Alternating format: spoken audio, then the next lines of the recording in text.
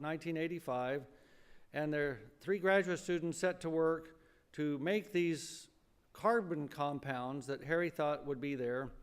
And they made some very interesting carbon compounds, not what they thought they would find, but they also had some very interesting spikes on their spectra that were unexplainable.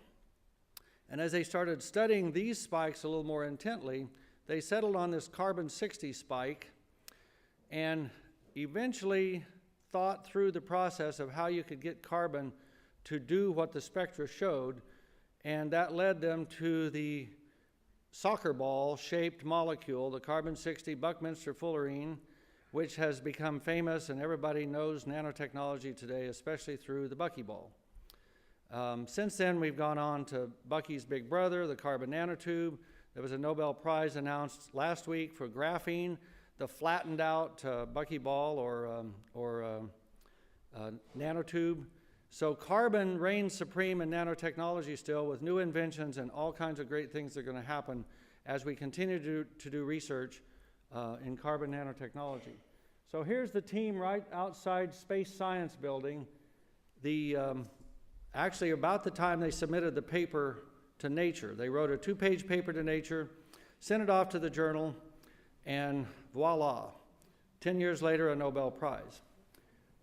In between there is the subject of what Bob's going to talk about, is defending the discovery against all the critics. And the critics were fierce. I won't steal his thunder. Here's the picture of the team at the Nobel ceremony. Here's the buckyball that I've described to you. Here's what a Nobel Prize looks like. And in honor of Rice's facility where the Nobel Prize work was done, the American Chemical Society just Monday night gave us the first designation in Texas of a National Historic Chemical Landmark. So we have this big bronze plaque here, which you can't read, commemorating the discovery of the buckyball, and it will forever be enshrined on the walls of space science. Perhaps the ugliest building on campus, but the most famous now. Okay, I think I've stolen enough of their time. It is my pleasure to introduce Robert Curl for the first lecture.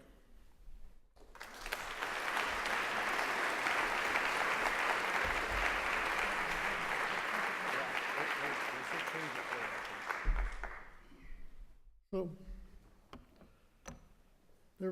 we're in the technical process of changing over. Let's see what happened. This is not the right screen.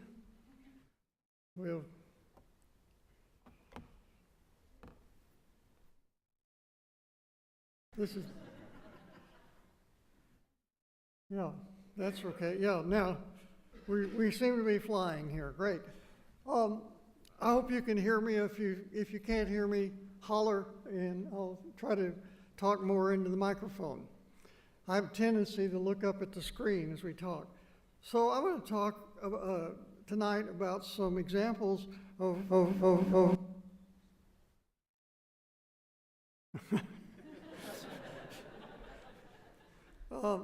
some examples of experiences of public opinion or leadership opinion and science.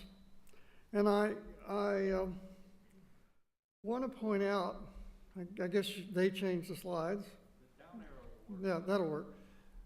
That it's public opinion doesn't factor much into science unless there's skin in the game. When my wife said, "What does skin in the game mean?" That means unless there's somebody who has some reason why they might have their interest affected by scientific opinion. And then communicating with the public can run into stiff resistance. And I'll talk about this. Actually, even in the very infancy of science, a number of scientific conclusions were met with displeasure. Copernicus proposed anew the heliocentric solar system in 1543. Now, not a whole lot happened with that for a while. The reactions were slow, but what Giordano Bruno developed his own cosmological theories that accepted the Copernicus theory, but went a lot further in identifying the sun as just one of a large number of other glowing bodies that they're the stars. So he's the first man to, I guess, to have had thought of the universe as having other stars, many of which were like our sun. And for his efforts, he was burned at the stake in 1600. Now, fortunately, scientific controversy is not quite that severe anymore. Galileo could probably be described as the first modern scientist because he systematically conducted experiments and made observations. I believe that he was the world's first great scientist. He got into trouble with the church for the publication of this book on the dialogue with discerning the two chief world systems, which were the heliocentric system and the geocentric system. It's sort of strange that he got into trouble because the book was authorized by Pope Urban VIII and also by the Inquisition. And Pope Urban VIII was his friend, and he thought that he would be backed up. But what the book said, which was more or less a big favor for the heliocentric system, was considered to be an affront to both the Pope and the Church. And Galileo made the mistake of publishing this right in the middle of the 30 Years' War, where the citizens of Europe were occupying themselves with committing atrocities against other citizens of Europe, all in the name of Jesus. So anyway, Galileo was tried, found guilty of heresy. He was required to abjure, curse, and detest his opinions. That is, he was required to recant. He was sentenced to house arrest for life. He was ordered to read the 7 penitential psalms once a week for the next 3 years, but his daughter, Maria Celeste, relieved him of the burden after securing ecclesiastical permission to do it herself.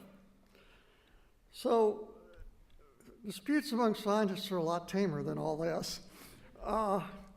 I'll tell you about some of our examples. Wade referred to it. This is our molecule.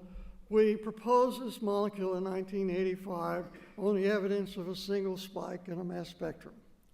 And although we were very convinced this was correct, that was not necessarily the rest of the world.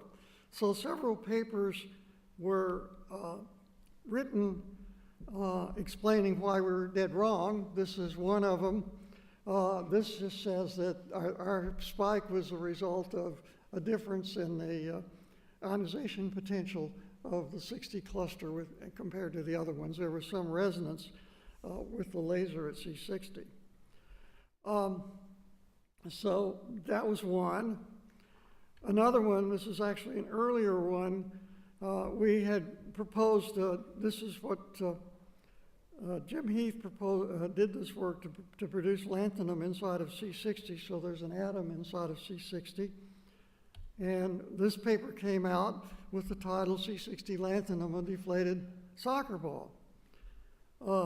So this disputed the idea that there was lanthanum inside of a ball. There wasn't any ball at all, so how could there be lanthanum inside of it? We were really flush with enthusiasm, and we ventured to propose that the curvature that's always observed in soot particles could be explained by the failure to close as a fullerene and creating a spiraling structure like this one, which Rick called Jimmy Soot. And this would grow and continue to form these spherical soot particles. Now, there are people that had spent 25 years studying soot, and we had spent 0 years studying soot, and there was a certain amount of resistance that we would come up with this crazy idea. And so one of the culminations of my scientific career was to read this this prominently displayed inset into a chemical and engineering news article, essentially that our theory of soot was pathological science and was very similar to cold fusion. Well, cold fusion, of course, was a notorious case of bad science, people leaping to conclusions, and a situation where they couldn't do it, where the conclusion wasn't valid. But the situation as I see it is that I have my own doubts about the validity of Jimmy's soot, but the idea that soot and fullerenes might have something to do with each other, and soot produced in flames and fullerenes might have something to do with each other, actually got other people in the soot community interested. And the first thing that was noted was a Professor Hohmann in Germany who was able to find the prominent C60 peak in a mass spectrometer probe, mass spectrometer that had a probe sucking material out of the flame. And then, then the Jack Howard at MIT, he was in the chemical engineering department at MIT, got interested in seeing whether fullerenes had anything to do with soot. And he found that under certain flame conditions, you could make carbon-60, and in fact, you could make it in reasonably large quantity. So this is now a present way of making large quantities of Buckminster fullerene at the Frontier Carbon Plant in Japan, produces both C60 and C70 in large quantities by this flame process. So this is just what scientists do to each other, and it's actually pretty tame stuff. Unfortunately, we were right. We would feel a whole lot worse if we were terribly wrong. I mean, I think we were wrong about Jimmy soot, but it did produce good science in the end.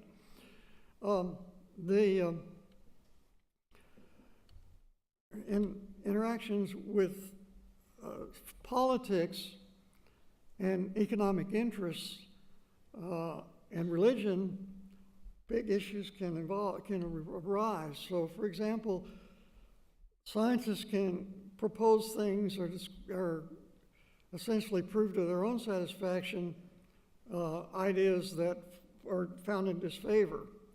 So one example is creationism, which says that the universe was created less than 10,000 years ago. And the only problem with creationism is that it's in conflict with physics, astronomy, chemistry, earth science, and biology. Most scientists tend to not want to give up all of those things for that purpose. Another area of conflict, I'm pushing buttons and nothing is happening. Oops, it went by it. It's back there. Is a question of evolution.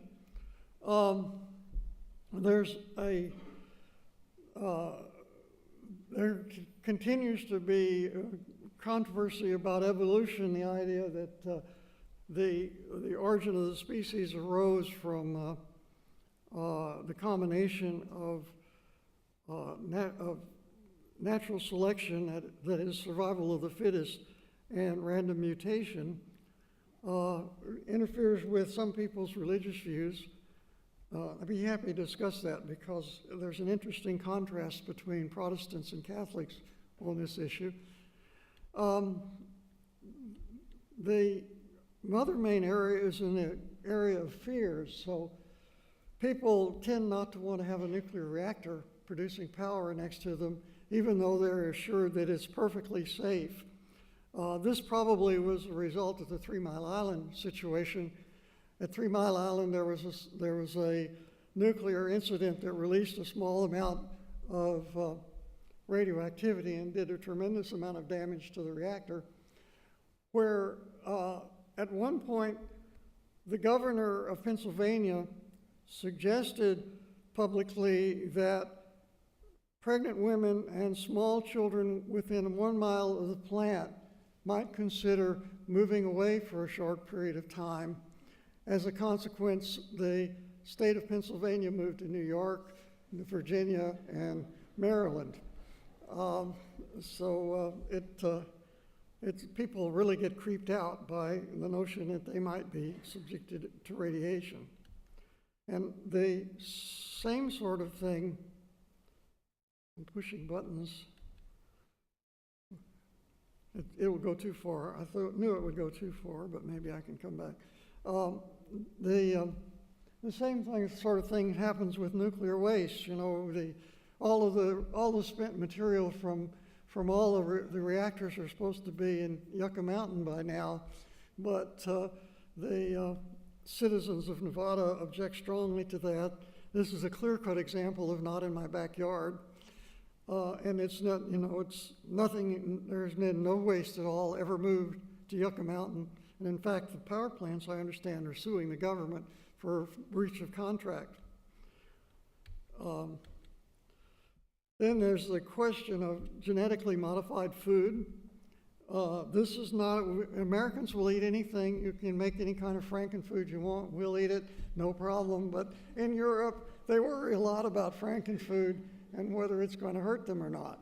And maybe Harry will jump up and defend the Europeans, I don't know, but that's hard to understand how it's going to hurt people. And then there are things that have economic issues. So for example, for a while, the people working in atmospheric chemistry became concerned about ozone depletion in the stratosphere because that let harmful UV radiation reach the surface of the Earth and cause considerable amount of damage. And actually, with respect to our Nobel Prize, I knew these guys were going to get the Nobel Prize. They'd done their work before us, and it had a worldwide impact. So I didn't even worry until they got their prize in 1995, because I knew they were ahead of us in the queue, if we were indeed in the queue. But this problem initially it had economic implications because it required removing all of the refrigerants that contain chlorofluoric hydrocarbons and replacing them with something. And the manufacturers didn't know what it could be replaced with. When they finally figured out that it could be replaced with hydrogen in the fluorochlorocarbons, all of the objections disappeared almost instantaneously because they had these visions of replacing all the refrigerants in the whole world with the new material. Now, the final issue is the issue of global warming. I want to talk about that in some length. And the reason I want to talk about it is that the pushback against the belief in the climate change and global warming has become incredibly fierce, with lots and lots of things going on. And I want to go through with you briefly what's going on with global warming and and something about the pushback.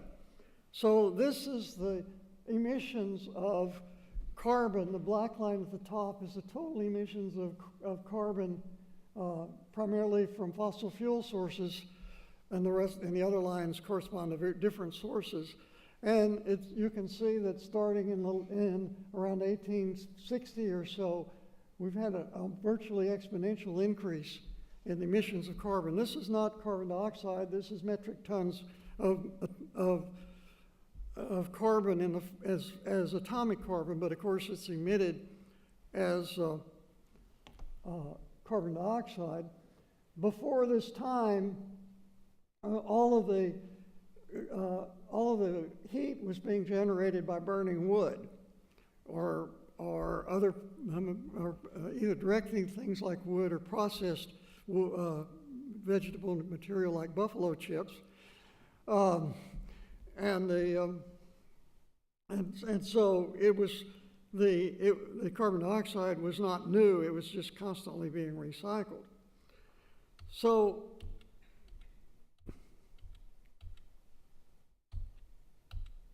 this would go faster if it worked. There. This is the concentration of carbon dioxide running from 1960 till this has stopped a little before the present. It's been increasing steadily, And every year there's a variation because there's more carbon dioxide absorbed in the northern hemisphere by plant things because the land mass of the northern hemisphere is much greater than the land mass of the southern hemisphere. So you see this annual cycle, but there's superimposed upon it this long-term trend. Actually, from the combination of the just previous slide and this slide, you can estimate what the lifetime of carbon dioxide in the atmosphere is, and it's somewhere between 50 and 100 years. So this means that there's a lot of inertia in a system. If you're going to change something, the changes are going to take effect very slowly. Now, we get into what the current temperature situation has been. This is the time when there were some sort of reasonable temperature records. These are global average temperatures. So this is taking the temperatures from all around the Earth and averaging them to get sort of a global average temperature. And it's important to remember that global warming is not about the weather. So if you have an especially cold winter, that's not climate, that's weather. And you probably somewhere else on the Earth, there's probably the temperature may be rising. So anyway, the temperature is slowly rising.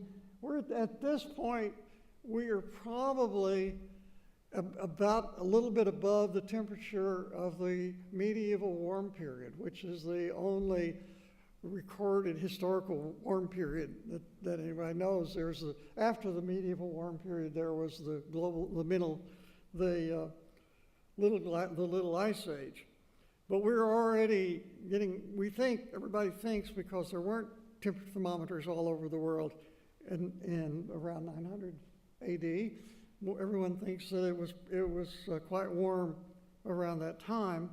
And we've passed that, and we obviously are continuing to rise. We can discuss this chart also in the question and answer period. Now I'm going to give you very quickly a primer on global warming. What we have to compare with is before we started burning fossil fuel. Okay, so this was conservative. This is National Academy of Sciences data. It's not their data, but it's approved by them. So they decided on 1750. That's going back fairly far. And so there are various possible ways that the climate can be changed. And the element in focus is human activities. And there are two kinds of human activities. There are the emission of gases, and there are the creation of aerosols. And what I want to tell you is that although I have not done this, I'm convinced that I could do the calculations to calculate the effect of the gases, because it happens to be very close to my spectroscopy field, and I could work that out. So the uncertainty about what the effect of the gases is in terms of changing the climate there's no uncertainty about this.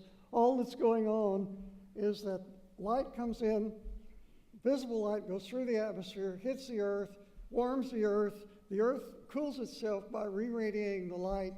If you have gases that absorb this infrared light, they will re-radiate in the infrared. If you have gases that absorb this infrared light, then the thermal conductivity of the atmosphere gets lower, and it's not a huge effect. We have about, on a bright sunny day, you might have about almost a little more than 500 times as much direct sunlight hitting the Earth as this bar. So it's a fairly small thing, but you've got to remember that this can have a long-term effect. Now, so there are not any real uncertainties in these numbers, in these quantities, and there's some, as you indicated here, there's a bit of uncertainty in what the effect in the stratosphere is. The big uncertainties are in what the effects of aerosols are. You see, there's a possibility that aerosols might cool as much as out to here, and that would be almost offset that. So there's large uncertainty here. There's not a real uncertainty in the solar irradiance. I don't know how they knew what the solar irradiance in 1750 was, but they certainly known solar irradiance for the last 100 years or so. So you have to keep in mind that this part is not uncertain. The aerosol effect is uncertain. So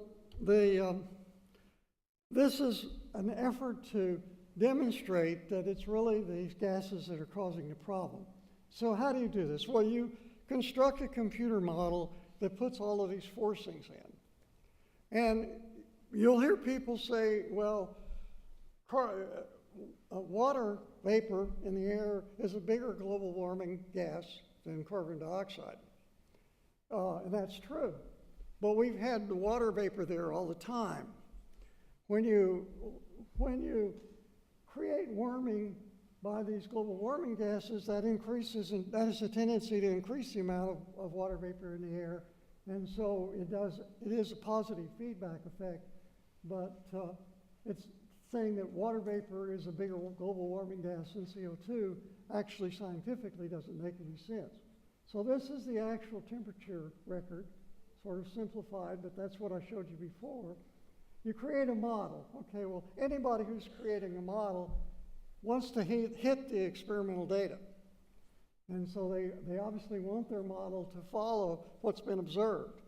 Now, what can they fool with? Well, the only thing they can fool with is the aerosols, because the warming gases are known. So they essentially fool around with their model to fit the observed change in temperature. And then they say, let's take the global warming gases out of our model. And when they do that, they get this line down here. So that's I don't see anything unfair about that. I don't see that jiggling your model in this way is unfair.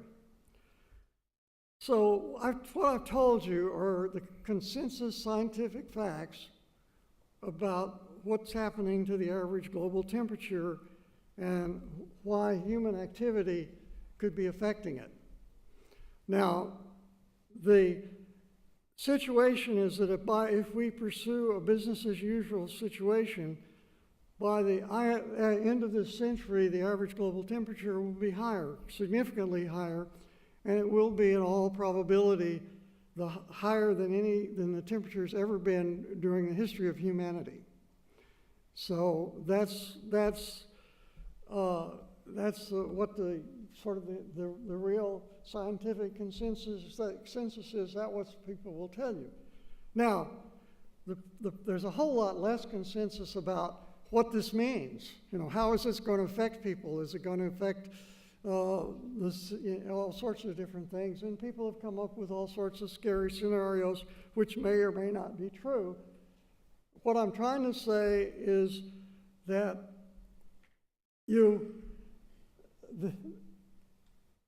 this kind of situation is what's going to happen. That's what's going to happen to the temperature. And if you, at least in terms of what the scientific consensus is, what that ultimately means is much more open to speculation, and that's one of the big problems. So let's talk about this as a problem, okay? There are a lot of possible reasons for advocating no action. The first one is to say that the mean global temperature is not rising. I think that in order to believe that, you have to believe that there's a vast conspiracy of people going around measuring data and measuring temperatures and fudging the data. And you can believe that, but that sounds a little paranoid to me. You can believe that temperatures are rising, but this is not due to human activity.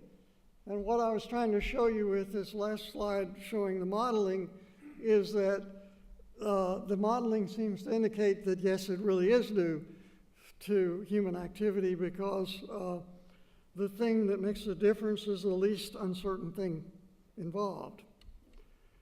Okay, another issue, and this is an important issue, is that all countries have to cooperate, and maybe other countries won't take any action. And so there is real economic penalties, real economic sacrifice in taking action. And so if nobody else is going to do it, there's no incentive to do it yourself. So this clearly has to be a global effort, or at least all the major emitters are there. And another attitude you can take is, well, higher temperatures will not be bad.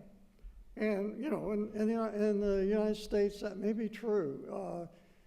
It's a little hard to predict what exactly is going to happen, but, you know, I'm tempted to think about buying property in Minnesota because Minnesota is likely to be much warmer than it is now. But there's one thing you have to realize: if you fool around with Mother Nature, something as bad is going to happen somewhere. So you can say that humanity can adjust to climate change. Maybe that's true, but I doubt if all of humanity can adjust to climate change. And finally, you can say, well, it doesn't matter if other people suffer, it won't bother us. Well, believe me, that's not the case. You know, if you have people in distress at some place, they're going to find ways to make your life miserable, particularly if it's your fault. And finally, any bad effects will be far outside the future, outside of my horizon for caring. And that's certainly true for me.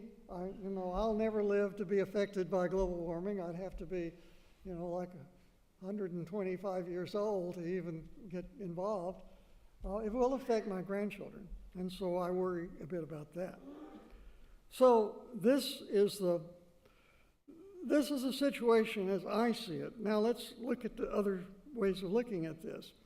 First of all, there's an interesting article about cognition of scientific consensus, and I'll tell you what the bottom line is. The question is, why do members of the public disagree sharply and persistently about facts on which scientists largely agree? And the answer they came up with: because we choose our experts to agree with our worldview. So, and the internet is playing a big role in this.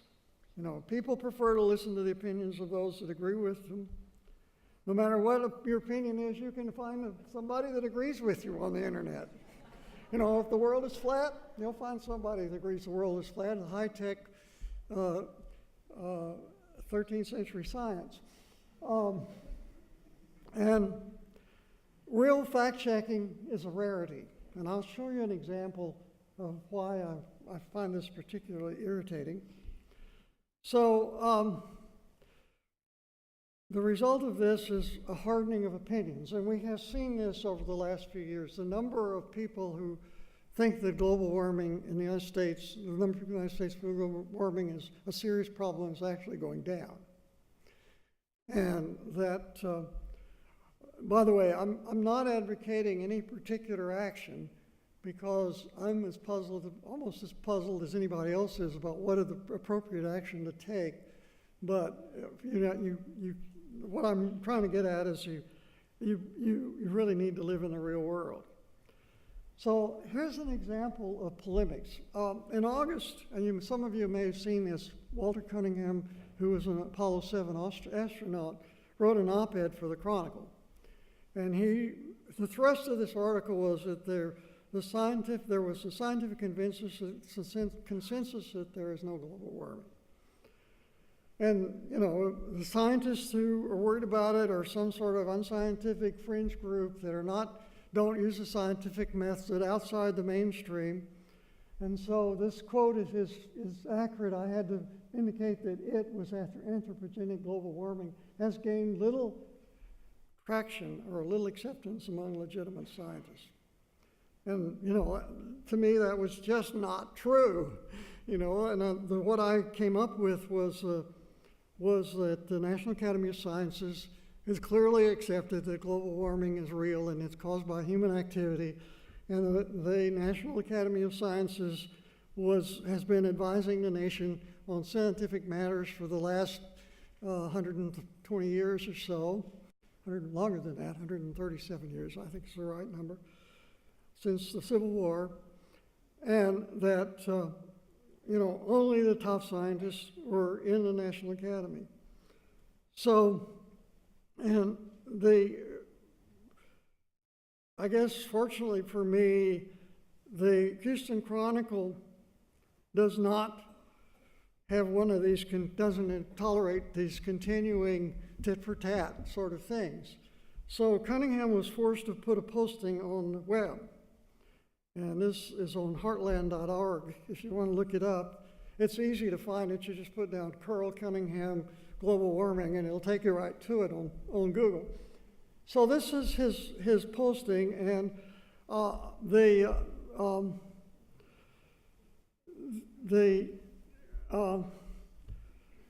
only thing I want you to look at, I mean, I enjoyed reading this because it was so pleasant, what it said about me.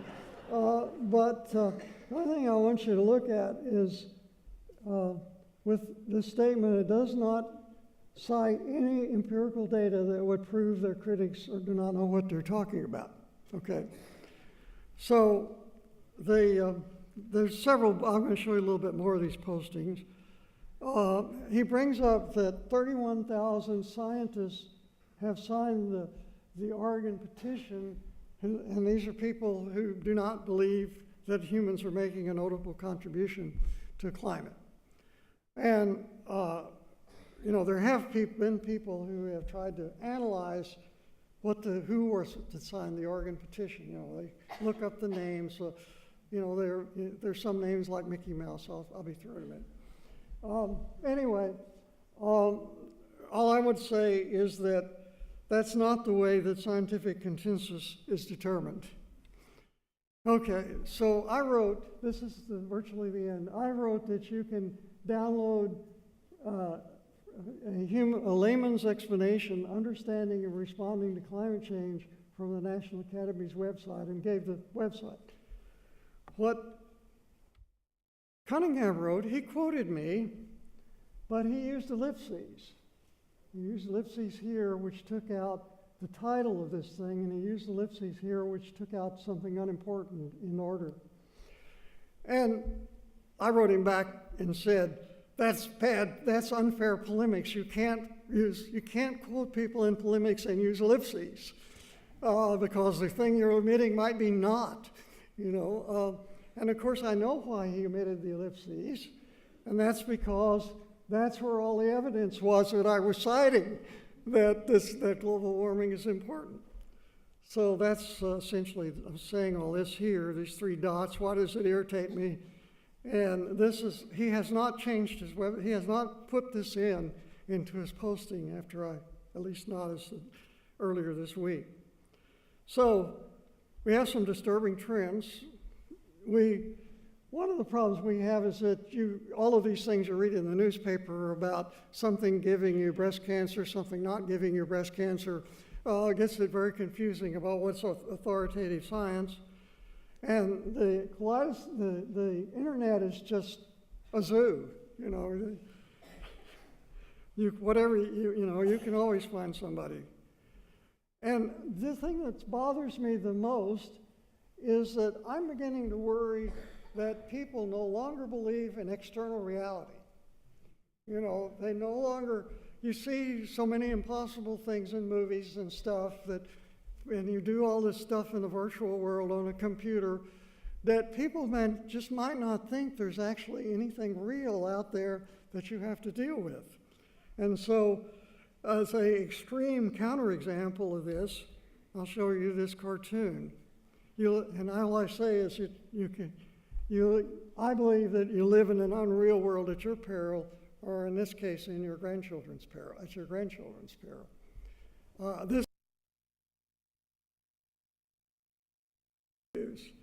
So, thank you very much.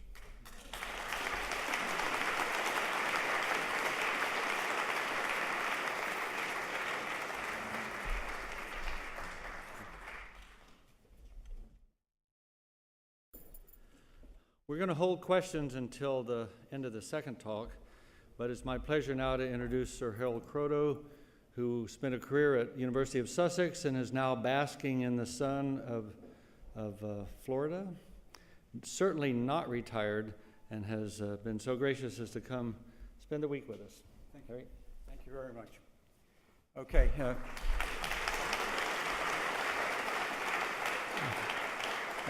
I'm just checking you can hear me. All right, that's fine. Well, let's hope I can work this. Let's see what works. I'm going to talk about the GUI wiki world, GUIWW, and the impact. And Bob has already talked about it. Before I do, however, I want to quote one of my favorite quotations, which, if you make people think they're thinking, they love you. But if you really make them think, they hate you. Now, it's quite possible that someone of you may fall into this category. At the end, I just check where the escape is. It's not. I usually work from my own. And that's by Don Marquis, a very interesting journalist, New York Herald Tribune. I like showing this because it's about a child learning about discovery and science. And this kid, I presume, is taking the cube, if you can see it, and putting it through the square hole. And there's one little kid who shall be nameless. Every time he picked up the cube, he tried to put it through the round hole. Didn't matter what shape it was always the round hole. He had a fixation on the round hole. His mum said, if this goes on, he's not going to get to Rice University. And he sort of thought, okay, I'll take the kid to see a psychiatrist. The psychiatrist said, you don't need to worry. There's a perfect career for a kid who sees only one solution independent of what the problem is, and that's to be a politician. Mrs. Blair. Okay, there you go. Anyway, let's talk about kids today. And one of the serious issues that I think, what is this kid looking at? And what is his friend looking at? They're using these things. And the sort of things they're looking at are things that I'm not sure I like very much. A lot of it is very dangerous and very worrying sort of games of kind I don't think I ever played. Because I used to play with Meccano. And I thought I'd show you what I was making. The things in the real world. And I thought you'd like this advertisement. Now, I guess you probably had it as a Rector set. How many had a Rector set here? How many have had Lego? How many gave their kids Lego? Terrible. You should have given them a Rector set. Because Meccano boys, and of course today girls, are keen, ambitious, and inventive. No boy or girl who follows the Meccano hobby can be a bad boy or bad girl. And of course, my world was made of nuts and bolts, and of course today my world is chemistry of electrons that put these things together. Kids like making things, and he's the guy who invented Meccano. It was stolen by Gilbert in 1913 as a Rector set, and in fact, in 1928 someone made a buckyball out of it. So that was my world.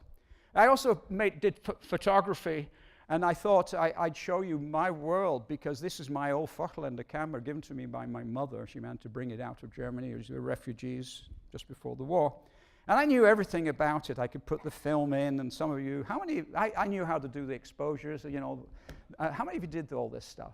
Yeah, it takes you back. My father invented this little thing, which is supposed to be on the side of a Kodak box. Never made any money out of it, but this beautiful camera and how it worked, I knew all about it. Unload it in the dark, take the film in, put the chemicals in, all these things, goes on and on in the dark, put it in there, print it, whatever, There's a lot of processes, if you remember, hanging out to dry. And this is a picture of what I used to look like at the age of 17, done that way. And I think we should realize that today, no sound. Any sound? Back there? Anyway, I'm just hoping we can get the sound, because it's going to be important. And who knows what's going on in the mobile phone. And that's the issue. I learned some chemistry. I knew what was going on. And the mobile phone, the kids are using it all the time. They get the picture, but they don't know what's going on.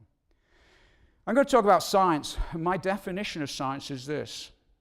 You may disagree, but so, what do I care? I agree with myself, which is the only philosophical construct which we have developed to decide on reliably what is true, what might be true, can be true, and more importantly, what cannot be true. That puts science into a very different frame from the applications of these other things. Truth is universal and does not vary from country to country or planet to planet.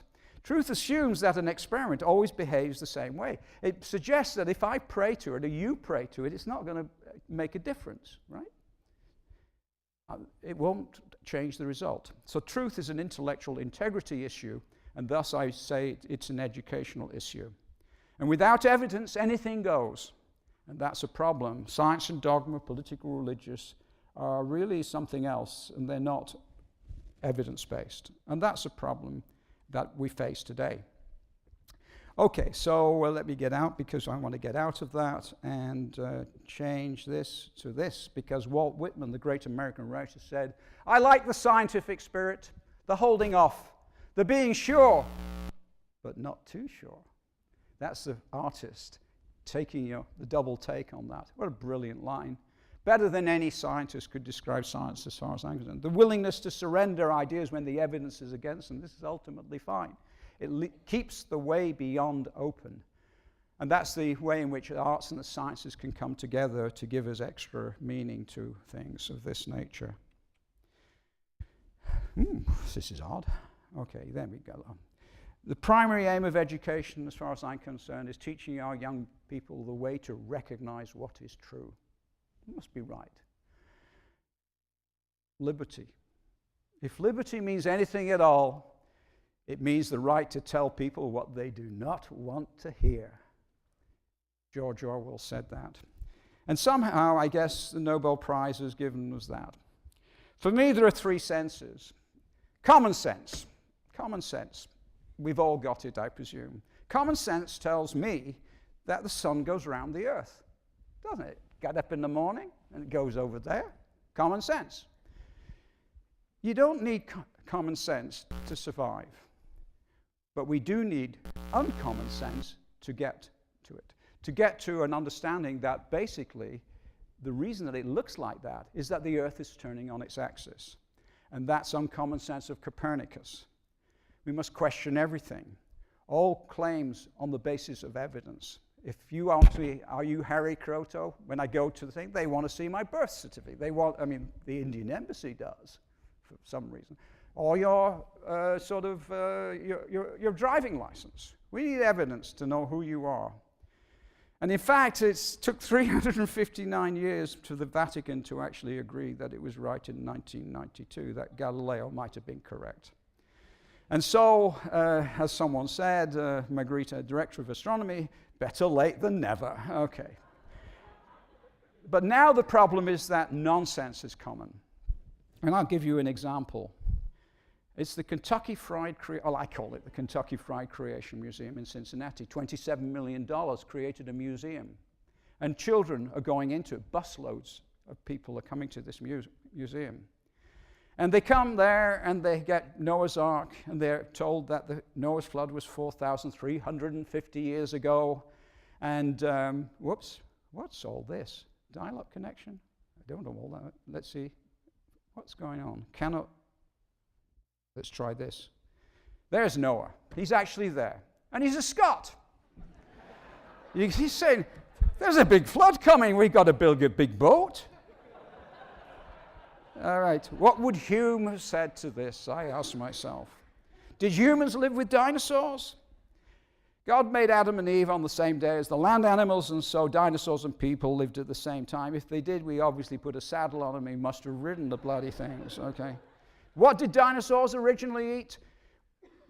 Originally, before Adam sinned, all animals, including dinosaurs, were vegetarians. Well, look at those teeth. I mean, those are not vegetarian teeth. Those are for Texas steaks. All right, what happened to the dinosaurs that didn't get out on Noah's Ark? They all got drowned in the Noah's flood 4,350 years, and many were buried and preserved as fossils. And it's not surprising this little kid is scratching their head trying to understand what the hell is going on in this museum. And I think it's very dangerous. So I have what I say is my 4 out of 5 rule. I developed it with Bob and Rick when we were here, and we suggested C60, and I thought, well, if C60 is a cage, then what are the implications? Well, we should be able to put something in it, okay, and other aspects. So my 4 out of 5 rule. If you make a new observation, develop a theory you think can explain it, a hypothesis. Then design some further experiments to test the validity of the theory. If 4 observations out of 5 fit, the theory is almost, and the accent is almost, certainly right. If only 1 out of 5 fits, the theory is almost certainly wrong. You can never say that the cold fusion people didn't see it, okay? But we're almost certain. And that is, at one and the same time, the strength of science and the weakness in discussing with people like politicians who want to be certain. And it's not surprising that Truman said, give me a one-armed scientist. Why? Well, then they can't say, on the other hand, all right? But in fact, it shows our strength and it shows our weakness when discussing things with politicians. Well, let's give one of the most remarkable pieces of evidence. When I was a kid, I did notice, because I was top in geography, it was let's start at my top subject. I did notice that South America seemed to fit it with Africa. And in my lifetime, tectonic drift, incredible. We now know that Africa and South America 230 million years ago were stuck together. And we know how long it is by the magnetic fields being laid in the Atlantic floor. And what would you know? The animals, they were the same animals 230 million years ago.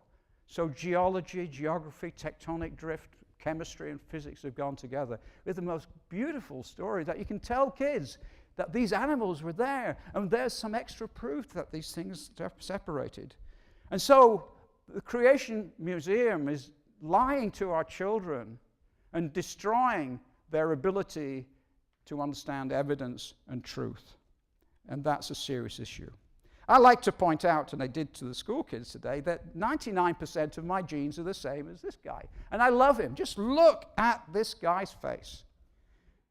Is there a humanity in that as he looks at this guy? And it looks like a Bolton Wanderers soccer supporter just being beaten by Manchester United, the team down the road. Or really, it looks like a Florida State when we lost to Wake Forest 28-0. And they were lucky to get 0. Okay. 70% of our genes are the same as this guy. And these beautiful animals, 50% are the same as fruit flies. And the maggots are fruit flies as well. And I love this one, 70% the same as pumpkins. And there are a couple of politicians that make me believe that. Okay. Discovery Institute is a dangerous one. It's not just an attack on evolution. It's an attack on evidence-based. It's an attack on the sciences. It's an attack on the culture that created this world, that actually got this digital sound system to work, okay, complicated as it is. And we should recognize that 50% of Florida medical students apparently do not accept evolution. I hope that I'm not going to be taught needed one of those guys when I get ill. There was a major conference in Geneva from a religiously motivated Muslim that evolution is false. Well, let's put a bit of evidence with regard to religion. Why don't we have, can we get some sound back there? We should have sound from my, because I really would like, just let me see what's going on back here, all right? I made it, all right.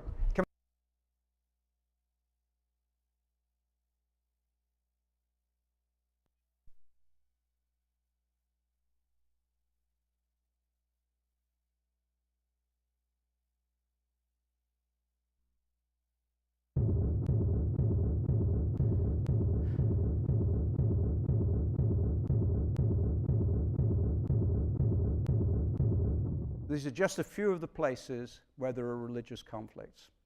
Evidence of something. I leave you to draw some conclusions. Enron. Who's heard of Enron? What did Enron and Madoff do wrong? Well, I went to see Bernie in prison. Well, I didn't really, but I went to see him. I said, Bernie, what did you do wrong? He said, Harry, I screwed up. I shouldn't have promised payback in this life. I'll leave you with that one. Okay. Let me show you something else, because this is important. Okay, welcome back. We're ready to resume our discussion of the 105th Can you hear Congress that? during your visit here for inauguration. And we're very pleased to have with us the Senate Majority Leader, Trent Lott of Mississippi, if you'd help us welcome. Thank you. Senator.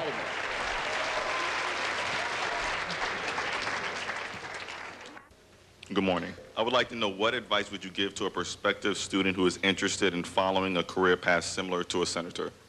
Similar to a senator? Yes. Well, first of all, I want to encourage you to take maximum advantage of your educational opportunities. We live in a great country. We have a great educational system that's not perfect. We spend an awful lot of money that doesn't always give us the results that we want. But I can assure you, whatever you want to do in life, education will help you get a faster start. For instance, when I was in high school, if you were in the so-called pre-college curriculum, you had to take 4 years of science and 4 years of math. A waste of my time, a waste of the teacher's time, and a waste of space. You know, I took physics. For what? Uh-oh,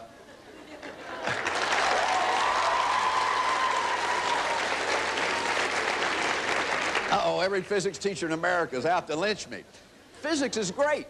And I think we need the best possible physics teachers and the best students in physics we can get if you're going into physics or mathematics or science or medicine. But if you want to be a lawyer, and you know that's where you're headed, maybe you'd be better off taking an economics course, a typing course, a computer course, or music, for heaven's sake, because it's good for the soul. We stopped it at the moment to show you an idiot. But a dangerous one. You want to listen to this. He stopped and milked the audience. He'd done it before.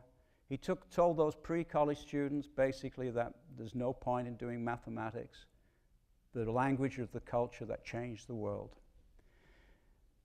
Music is good for the soul, and science isn't good for the soul. Well, I disagree, really, completely. Let me just show you one example of why it's dangerous. Just one. Many nurses have poor mathematical skills. They do not know where to put the decimal point. Patients might get 10 times more or 10 times less medication than intended. If you're lucky, they can get it 2 places out or 3 places out. And one of my friends, a month ago in the UK, got 10 times more medication than he should have got. And it set him back quite a way. And he was seriously ill. In 1999, 45,000 to 98,000 Americans died due to medical errors, something of that number, and many of them with mathematical errors. In fact, there's a name for it, the mathematical error or something like this. So when you go into hospital, you better take a little math test just to check that the person who's going to administer the medication actually knows where to put the decimal point. One of my friends was in the hospital and he said he heard one of the nurses ask the other one, how many milliliters are there in a microliter? They could be out by 10 to the 6, you never know. All right. I think we should have a health warning on our medications. There it is. This is dangerous. It's developed on the basis of evolution. If you don't believe it, you better not use it. Somehow that's, let's go on. Oh. There we go. No, I don't want that. There you go. I think we need help. The academic community is fighting these battles almost by itself. Businessmen, politicians, publishers, media moguls just stand on the sidelines. I think they're petty cowards, really, letting the education, the scientific community like Bob and others fight this battle all by ourselves. And they depend on us. They depend on us producing students who can think and analyze data and can recognize what is true and false. And unless the USA gets this straight, you are going to lose this competition. You're not going to have it. You're creating 60 or 70% of people who do not believe in evolution. You're creating people who do not know how to look at the evidence. And they're, as Bob says, they're looking for the people, the charlatans on the internet who fit their perceptions. The desecration of school science books by the Texas Board of Education, which may or may not go through, with claims of intelligent design is scientifically valid for the theory of origin of life. It's a desecration, as much as anything else. Authors should boycott any publishers who acquiesce to this ignorant and immoral abuse of power. And I'm serious about it. So let's see what we have done. Anesthetics. Let's look at what it was like before chemistry produced an anesthetic to have an amputation. We didn't pray. It was Crawford Long, an American, who actually managed to get this. Look at it, because that's what it was like to have an operation before there were any anesthetics. There can be no more wonderful humanitarian contribution to society from chemistry than anesthetics, as far as I'm concerned. And so I've designed a t-shirt. And I've got it on, believe it or not. All right? Here it is. And I've got a load of bumper stickers, but the kids in the school, they took it off me here. It's Darwin's phylogenetic tree, which underpins the whole of biology and our understanding. And what we have to do is teach our children the language of the sciences. If you want to understand Japanese culture, I'm talking about culture, then you really do have to understand Chinese characters. And it's hard. So you will never really understand Japanese writers, the beautiful poetry that we who understand Shakespeare, can get. Because Shakespeare's writing and the writers of great American writers, Arthur Miller, you have to understand the language. And at school, I was in a play with the guy in front. And he stayed an actor. And some of them you might recognize who he is.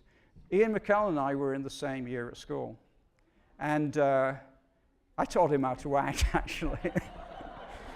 No, he was a fantastic actor. And so our school children need not just to understand the sciences, which gives them that, but to understand all aspects of culture. Nature reveals her deep inner wonders in the language of the sciences.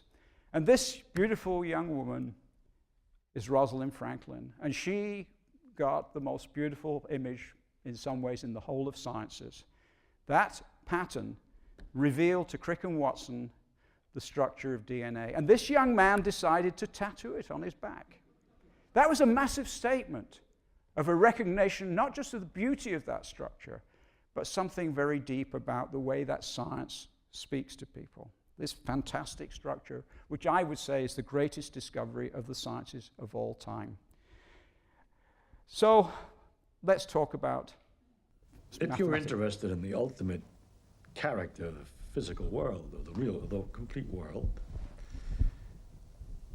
and at the present time, our only way to understand that is through a mathematical type of reasoning, then I don't think a person can fully appreciate, or in fact can appreciate much of these particular aspects of the world, the great depth and character of the universality of the laws, the relationships of things, without an understanding of mathematics. I think it's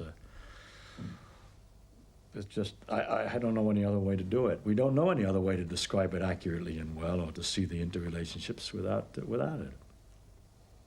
So I don't think a person who hasn't developed some mathematical sense is capable of fully appreciating this aspect of the world. Don't misunderstand me. There are many, many aspects of the world that mathematics is unnecessary for, such as love, and which are very delightful and wonderful to appreciate and to be awed and mysterious about. And I don't mean to say that the only thing in the world is physics, but you were talking about physics, and if that's what you're talking about, then to not know mathematics is a severe limitation in understanding the world. That's part of a fantastic film with Feynman, made by a friend of mine, Chris Sykes, for the BBC. If you get a chance to see it, you should see the whole of it. Van Vleck, well, what have I got to say about him? 2 times 3 is equal to 6. 3 times 2 is equal to 6. But in the quantum world, things are a bit different. Sometimes A times B is not equal to B times A. To understand spectroscopy. In the atomic world, you have to understand something else. The laws that photons, when they hit the eye, that first moment of interaction with the outside world, that people like Einstein and others, it's dependent on something else. And here is a statement by practically everyone knows that the components of total angular momentum of a molecule relative to x, y, z fixed in space satisfy this commutation relation. Now, when I arrived at Houston Airport, we asked people on the airport, did they know this, that every... And I'm sorry to say I didn't find anyone until I got back down to Bob. And I was fascinated, as I'm sure Bob was, by quantum mechanics. And this wonderful page is what Feynman considers the greatest contribution of the 19th century. And he said, in 10,000 years, this will still live on when the Civil War will just be a provincial little skirmish in the history of the world. Because every time you take a mobile phone, you do an experiment which proves that this beautiful bit of math, and it is beautiful mathematics to those who understand it. And if you really want, as a young person, to see the inner workings, just as Shakespeare was able to take the English language and transcend the story and put it into something else. And of course, the writers, as I say, Arthur Miller and other people were able to do these things. The key integers for us are 1, 3, and 5. This is a symmetry pattern, a pattern of chemistry. Why is that? Well, let me show you, because I can teach you chemistry in just a few seconds. The Earth orbits the Sun, classical mechanics. Electron around the nucleus, quantum mechanics. Angular momentum is quantized, so J, whatever it is 0, 1, 2, 3, 4. As it spins, there are 2 J plus 1 orientations. When J is 0, 2J plus 1 is 1 orientation. When J is 1, 2J plus 1 is 3 orientation. When J is 2, there are 5 orientations, hence the 1, 3, 5. Okay, so let's take those 3 together, double them up, move them together, do this, move that to there, double that, move that to there, and this again, and then again, and what have we got? The periodic table. It explains the whole of chemistry, all of biology, and all of life, and all the useful bits of physics, if any. All right. We chemists have a chip on our shoulder. Of course, physics is the overarching science of the universe and everything else. But chemistry is that massive part of physics which pertains to us. And we're in the real world. And that's important. And here are some young people who really have done something interesting. They've taken those equations and tattooed them on. Here's Maxwell's equation, this fantastic thing where C is related to magnetism and electricity and light. Okay, the velocity, that must be something. We've seen that before.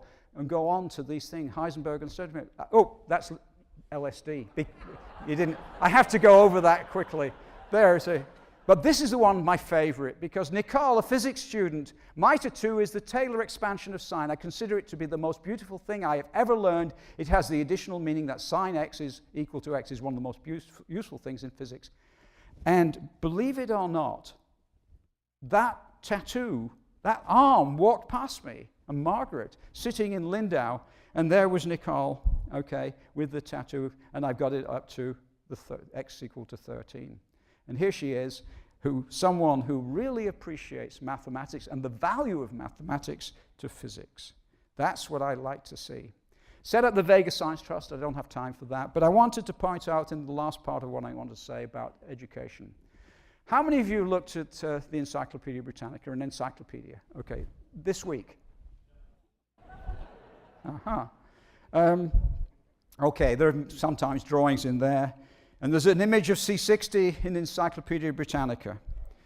But we're in the GUU wiki world, GYWW, okay? These companies, together with Microsoft and Apple, have transformed our world in some ways which are just fantastic. If we look at that image and we go to the Google image browser, what do we get? We get basically pages and pages and pages and pages and pages and pages and pages. It goes on till another hour about this, of pages and pages of buckyballs and even rotating buckyballs. It's a revolution in access to information, a triple one. Google finds the information, even embedded material. YouTube, you young people can make your own programs. You don't have to rely on Hollywood. We can wipe away these TV channels. Wikipedia is interesting because individual people can put up what their fascinated by. And they're doing it. 250,000 people, wiping out Encyclopedia Britannica, a fantastic 200 years of real work. But this is different. This has turned the whole thing on its head. The individual who's really passionate about their thing can now put it up there. Of course there are problems, we know all that. But in the sciences, I've not seen, no one's messed around with the Wagner-Meerwein rearrangement in organic chemistry. I tell you, that's something they haven't done. And we can create a global cache of educational material all over the world with GYW 2.0, Global Educational Outreach. We can get to all the teachers in the world and give them access to the fantastic genius of knowledge that has been created. That's in a mud hut in Maasai country, and this teacher needs our help. We've got to get the internet out there, and then we give that teacher access to the global cache of knowledge. Give them access, and they will use it. So it's GO2. You use capture station technology. You've got it on the campus. I don't need to be here. I'm just sitting in a Punch and Judy show, right? I could be in this box with a little video talking to you, and you'd be watching. Well, it's a bit more difficult, I'm sorry, from that side, but it's a little bit easier from over there to see that there are some overheads. There are some slides there. And here is the PowerPoint. So the PowerPoint is the same, and they can download the material and use them directly. And that's what we're doing from Florida State. I say it's the future of broadcasting, and therefore, if you didn't see it, I'll do it again. There's no one I hate more than Rupert Murdoch. I think he's dangerous. He's politically active and not to be underestimated. So we've set up GeoSet. You only have to put GEOSE2 into Google, and you'll get there. Okay, so that's the situation. What have we got? Little modular concepts on basically Euler's equation. F is equal to 6, number of faces, F is equal to 12, and just little things like this that I use for young people to try and understand these things. I don't have time to go on. But I wanted to show you one of the first ones, and I'm hoping this works okay. Let's hope it does. So you can get an idea of what we're doing and what our undergraduates are doing. Recently, the first case of inbreeding that was scientifically linked to deformities in animals was released.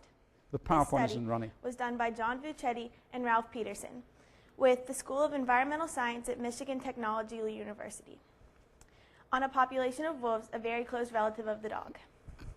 The study was conducted on a small, isolated wolf population located at Isle Royale National Park in northern Lake Superior, Michigan. The 3 packs are comprised of around 24 wolves, all descended from 1 female and 1 or 2 males, who crossed an ice bridge from Canada during an unusually cold winter in the 1940s. Since then, they have been isolated on the islands that make up the Isle Royale National Park.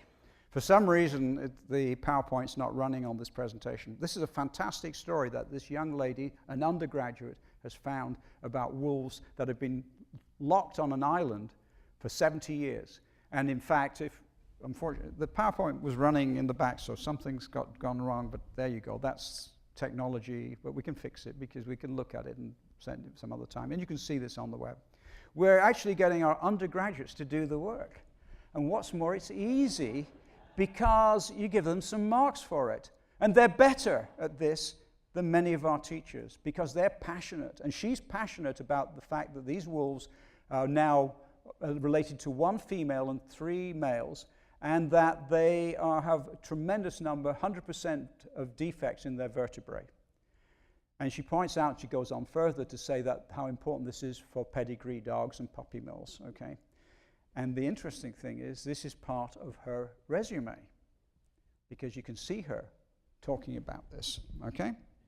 So let me get out of that and, well, let's just see if I can. I hope I can. For some reason, it seems to have locked up. Okay, there we go. Vincent talks about beetles and Kerry about zip fastener reactions.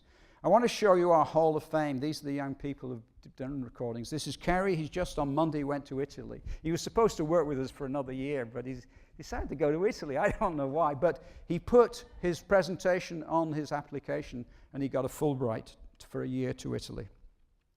Steve Aqua, fantastic guy. I brought him with me from England. I didn't realize that not only would be a really great scientist helping me to set up my research program, but he turned out to be not only that, technically great. I mean, he was born in the East End of London. I don't think anyone there has ever paid for any software, but don't tell anybody, right? But he's in front of the camera, he's fantastic. And we got a Rich Media Award for our GeoSet program. Prajna from India got 4 tenure track offers, and when they got to the place, she said, "We saw you on the web and we realized you can teach." Brittany said, this was just 3 weeks ago, "I was accepted at Dartmouth Medical School. The GeoSet presentation was the defining factor." What did she talk about? The health service in Italy. All right? Who else would have talked about the health service in Italy? But it's her URL, went into her CV. Jeff got a job at the Magnet Lab. Recording was really fun, and I think it helped me get the position. Artrice, one of my students, obtained a Florida gubernatorial scholarship. When she went to the interview, the committee said they really enjoyed her GeoSet presentation. They have a head start. Our kids are up there. Vinny's, I haven't been able to tell that, and you've just seen Jennifer as well. So what have we done? Assessment. If you're a teacher, you know what it is. You get a pile of paper, all right? Sunday, you've got to get these all marked by tomorrow. What am I doing? I'm sitting at home in England with a glass of wine, watching my students give a fantastic presentation on there. But what I didn't foresee that something really is that it transformed the resume. This is the pile. If they're lucky, it's in there. I got to read this thing. And this is the impression the kids want to make by their resume. And what's most likely is that you think they're Paris Hilton in prison with the dog in the corner. We've cut all that way. I think within 3 years, it will be almost de rigueur. Certainly universities will not be shortlisting. They will depend on having seen the applicants who want an assistant professorship. And so basically I've come to the end. But a little thing about the beautiful molecule that brought us all together. Carbon in space. A fantastic result came out about 6 weeks ago, Bob, something like this. I cannot believe it, all right? I just really think it was fantastic. I call it the third man. How many of you seen the third? Every carbon atom in your body was once in a star. And it looks like 1% of it was C60, passed through that phase. Der dritte Mann, the third man, this fantastic scene. Who remembers this wonderful?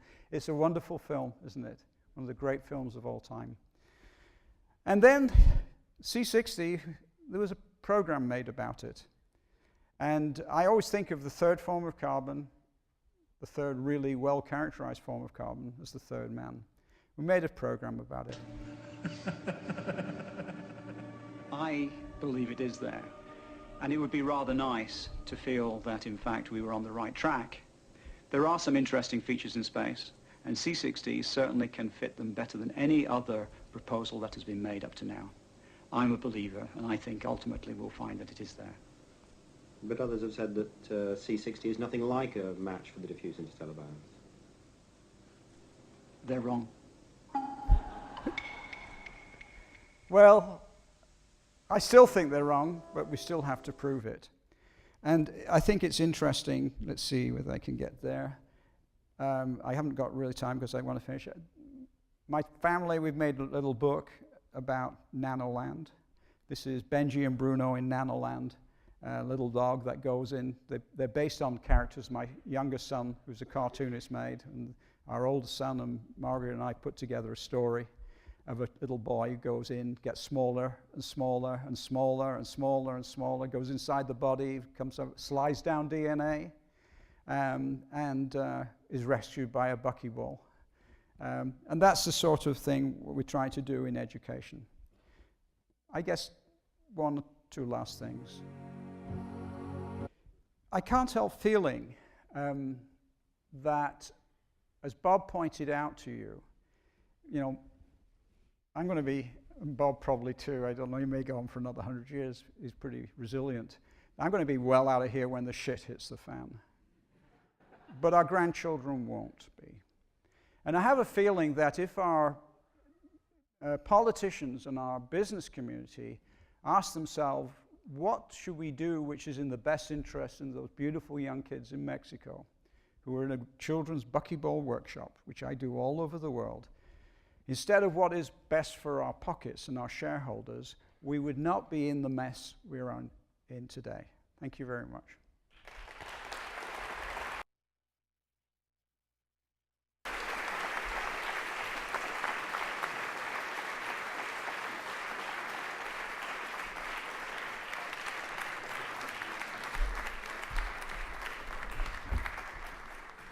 Thank you very much, Harry. Is my mic on? Okay, I recognize that because we've had some technical difficulties, for which I apologize to our speakers and all of you, but we got a little bit of a late start, and I know many of you have places you need to go, but we want to take a few questions. Normally, it's fun to have a statement and a short speech, but I think tonight we really can't afford that, so we do want to encourage questions, but I really mean a relatively short question without the preamble. So having been so welcoming, I don't see anybody at the mic. So we have two mics. Let me just ask before I call on you, please come to the mic. And whoever gets to the mic first, you on the right, and then we'll go to the left. Okay, it's been my observation over my lifetime that there has been a transition between government-funded research to more of a corporate-funded research. And it appears to me that... The question, please. Okay, it appears to me that it looks like it's, in corporate-funded research, it's more of a free market model that appears to fast-track research for monetary gain, and it seems like the cutoff point would be a decade as opposed to what I grew up with as far as government-funded research in basic science. Can you guys comment on that? Do you want a reaction to your statement? Is that what the question is? Anybody up there? Thank you. Please. Well, there's actually, it goes past the industry-funded research, because the National Science Foundation, Neil should actually talk about this, there's now supposed, anytime you make a proposal to explain why this might have practical consequences for the future health of the nation. So the idea of research being somehow or another directed towards practical application is become implicit in all sectors, as well as the other one. Now, on the other hand, almost all of the very large fraction of the great scientists in history have done practical research at the same time they were doing their, what's called basic research, their curiosity-driven research. So it's, and enjoyed and helped humanity in both aspects.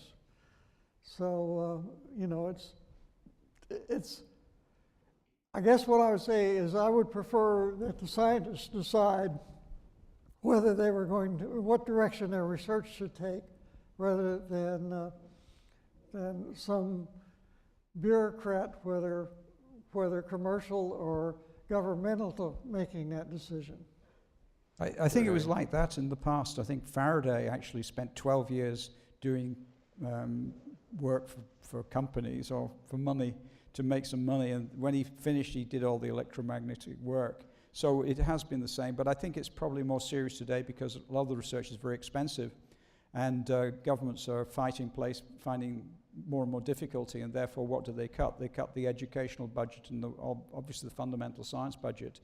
But there are sort of little things like the graphene was a very cheap thing, and although I think Rick's apparatus was not cheap, it wasn't expensive.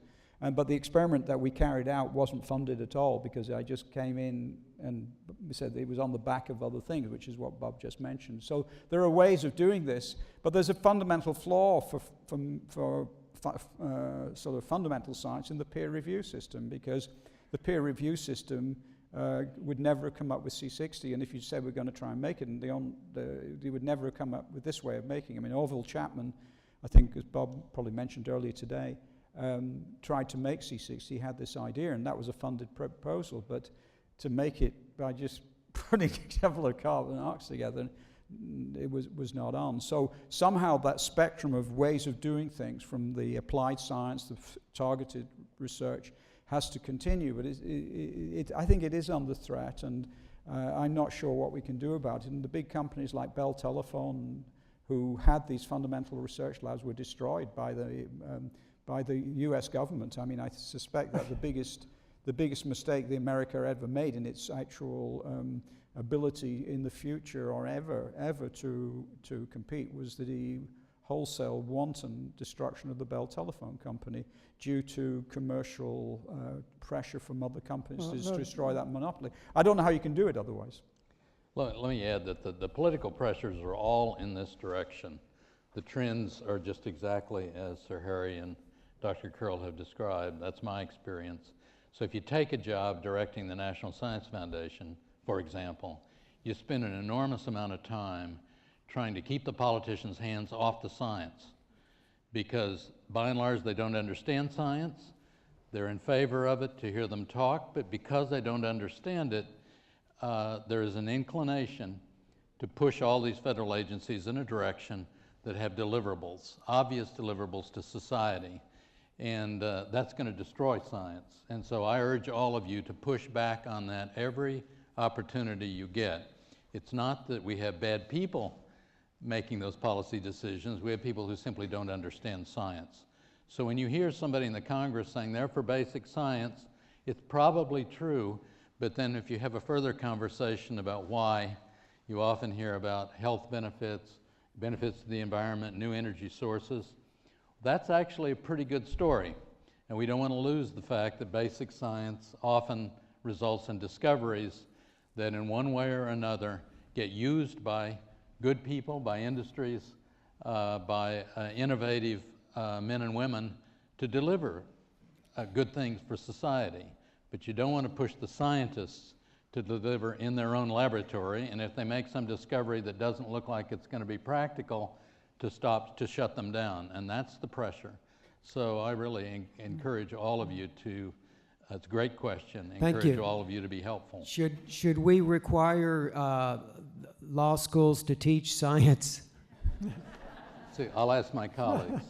I think it's worse than that. I think there are a lot of young people who can't do strategically applied science, and they're absolutely just puzzled about the way it is. And unless you put them in an environment where they have that sort of freedom, then I don't think they can do the work. And there's another factor that really worries me, as having come to the USA, it's not any better in the UK, is the tremendous pressure that young people starting off on tenure track have to get an NSF grant, and the probability is 10%, 20%, 1 in 5. So they're spending a large amount of their time putting in research proposals right, left, center, and actually not able to do any research. And if you go to that, if you get a chance to see that interview with Richard Feynman, it's the greatest piece of interview I've ever seen. It's basically the best science I've ever seen, and for me it's one of the best programs I've ever seen. He says something really very important when he went to Cornell. I think it was one of the guy who signed him on said, well, you know, what do you want? He said, I don't want it, I just want you to come. We sign you on, it's our risk. You just, you know, if you don't want, that's fine. I can't imagine that happening today. It's not possible. So here was one of the greatest scientists, and not just here, one of the greatest communicators of science, saying that how important the freedom of the mind is. So it's not just that money support, it's the pressure that some are on, and some people can respond to pressure. I can't. I find it very, very difficult. I have to really work hard to make sure I'm never under pressure. But others, I think Rick was a tremendously competitive guy. So there's a whole spectrum of ways of doing things, and I think politicians don't even understand science. They don't even come close. If you said, you know, are you going to ask a playwright to deliver something? You know, they seem to only look at science as delivering, and I hope I've shown today that it's something about culture. It's something very important about an understanding. Yeah, I should mention one thing. There's many, many examples of curiosity-driven research that have turned out to have enormous practical implications. One of my favorites is arithmetic. if anyone were to think of a subject where, in mathematics, an area of mathematics which was least likely to be of any value whatsoever, it was the study of integer arithmetic. And just remember that every time you buy something on the internet using your credit card, because it's all based on integer arithmetic, the encryption. We're just going to take one more question because we've had a good discussion from the excellent questions we just had. Please. Yeah, thank you very much. You mentioned Bob Curl, Galileo, and Harry Kroto. I feel like Galileo was burnt at the stake for... No, Giordano Bruno. That was Giordano Bruno. But he was also, he believed predominantly in a particular idea of doing science, of which I see Harry Kroto now pushing that forward. If you had the opportunity to shake hands with Galileo and ask for advice, maybe, what would you ask him? Well, I'd ask him, did he have an equation? Because actually, I'm quite interested, because I think Galileo was only part of the whole thing. I think he was the first person, as Bob pointed out, to actually formulate experiment. But I think the real other part of the scientific one is to have an equation which you could look at, and then it had a prediction of what the part of it is. So I think it's measurement, and this, you have a hypothesis. And I have a feeling that it could have been Hooke in Hooke's law, but I want to look at this very carefully, because Hooke's law was an equation of equilibrium, of displacement from equilibrium. And so I'm fascinated at who actually first wrote a mathematical equation which could be quantifiably measured. And it may have been Galileo, but I'm not sure. And that's something that's come to me in the last month, so that's the question I would have asked him. Well, Robert Hooke and Newton were essentially about the same age, I think. So, and Newton did his work very early in life, so it may have been actually Newton that did the first. Well, Hooke always complained that Newton plagiarized his work, so. And Newton was not a nice guy. I mean, because of that, he destroyed there is no portrait, there's no image of Robert Hooke. He was a fantastic scientist, and they're trying to, but it looks as though Newton deliberately went round everywhere he could and destroyed every possible image of Robert Hooke. So we don't know. We have his work, but we don't know what he looked like. And in fact, he was a very small guy. And people often quote, from Newton, if I've seen further than others, it's because I've been standing on the shoulders of giants. And it was not the altruistic comment. It was actually in a letter to Hooke. And Hooke was a midget, apparently. So it was a really nasty little thing. He was not a nice guy. He's obviously a great scientist and this, that, and the other. But I'm glad he wasn't around thinking our work was wrong. That's all I know. Let me answer your question. If one of us met Galileo and we could actually understand each other, because I don't speak Italian, I doubt if he spoke English, I wouldn't be able to ask him any questions, because he would be asking me one question after another. so there wouldn't be any chance of me asking a question. Okay, thank you. Thank you. Let's please join me in thanking our speakers.